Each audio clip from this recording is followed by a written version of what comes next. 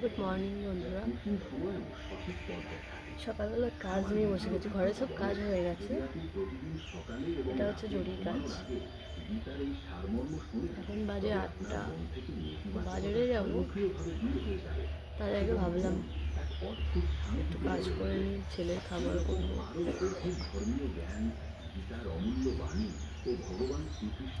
এদিকে কাজ করছি, এদিকে ছেলেকে পড়াচ্ছিলাম। সে উঠে পালিয়ে গেছে।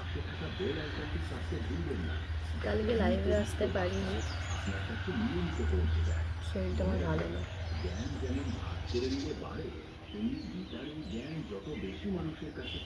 বোঝা গেল? এদের কোনো কাজ নেই, দেখো না, ফেসবুক দিয়ে বারবার ফোন করে, কেন করে কি জানি, আমি তুলি না। শরীরটা আমার ভালো না, এদিকে ডাক্তারও দেখাতে পারছি না। যাই হোক, তোমরা কি করছো বলো। আমি তো খাবারটা করে দিয়ে বাজারে যাব, দেখি কি পাই।